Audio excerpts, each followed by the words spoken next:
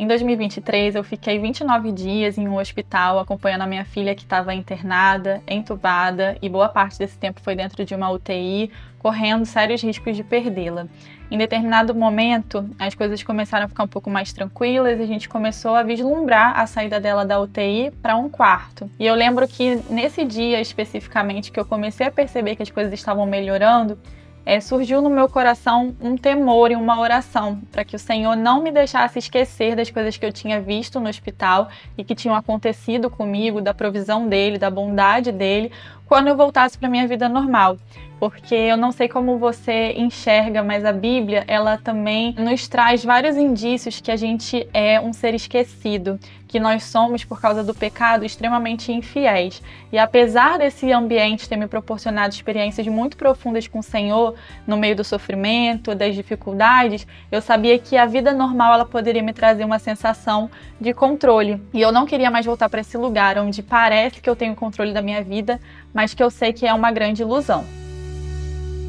E aí eu senti o desejo de orar sobre isso, colocar essas coisas diante do Senhor. E a partir dessa oração eu comecei a lembrar de algumas passagens bíblicas que falam sobre essa vida natural, que ela parece lícita, parece que tudo bem você viver a vida normal, isso não ofende a Deus, onde você faz tudo certinho, mas que dependendo do como isso toma o seu coração, a sua atenção, a sua força, a sua entrega, isso rouba o lugar de Deus. Uma das passagens fala que o tempo dos fins, é o próprio Jesus falando em Mateus 24, que o tempo dos fins é como os dias de Noé. Eu não sei se você conhece a história de Noé, mas no tempo de Noé não havia ninguém que fosse justo e a maldade ela só aumentava. Mas Deus encontrou em Noé um homem justo e bom, disse para ele construir uma arca, ele foi obediente e quando começou o dilúvio, que era uma forte chuva que ele tinha prometido e por isso ele construiu uma arca, Noé e sua família foram salvos, entraram nesse lugar na arca e as pessoas daquele lugar, daquela sociedade, não perceberam. Essas pessoas estavam completamente distraídas.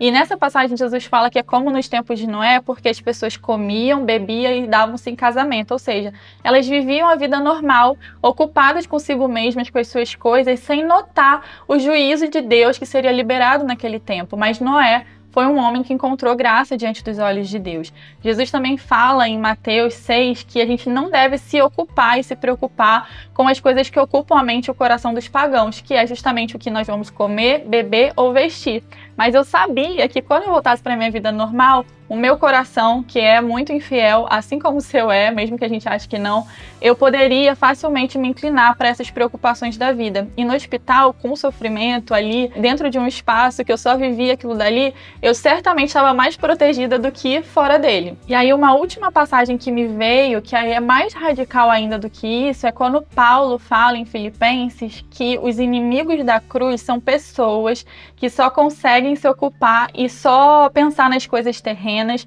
pessoas que vivem para o seu próprio apetite, estômago ou ventre, dependendo da sua versão, e que são pessoas que estão ocupadas justamente com essa vida normal, como eu falei, que parece lícita, mas que rouba tanto o nosso coração que não nos deixa considerar que Deus, de fato, é aquele que cuida de nós, de quem nós dependemos para existir, para viver a nossa vida. E aí, enquanto eu orava esses versículos, como eu falei, essas passagens bíblicas, elas iam me vindo, eu fiquei com esse temor no meu coração de voltar para a minha vida normal, de sair do ambiente hospitalar, onde tudo é muito mais claro, onde você só tem duas opções muito claras, ou você confia em Deus e depende dele, ou você se ofende com Deus e nega o Senhor. No caso, eu estava muito confiante de quem o meu Deus é, eu não estava nem um pouco duvidosa, temerosa, ofendida com o que iria acontecer naquele ambiente, mesmo que eu perdesse a minha filha, mas eu tinha muito temor da minha vida natural. E aí eu fiquei pensando, né? Então será que a solução da vida é a gente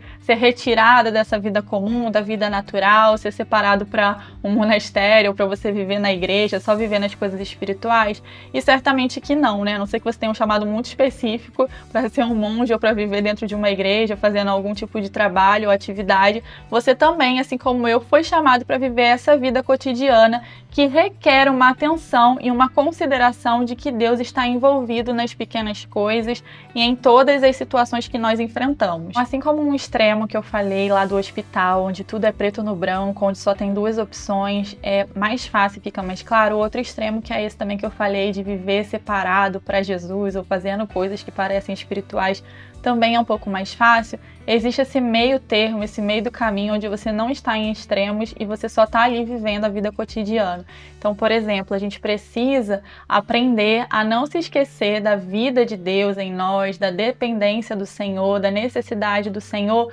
Quando, por exemplo, a gente trabalha até tarde ou o chefe marca uma reunião no final do dia, você chega com fome em casa e tudo que você quer é só dormir, ou você precisa, às vezes, é desafiado a considerar que Deus é bom, que Deus é provedor, que Deus é o nosso sustentador, quando as suas contas não fecham, quando o boleto não está pago, quando a planilha não bate as contas. Nesses momentos, nós somos tentados a usar da nossa força, da nossa capacidade, dos nossos meios para poder resolver a nossa vida, mas eu entendi através dessa experiência que eu estava lá no hospital que o convite de Deus para nós é viver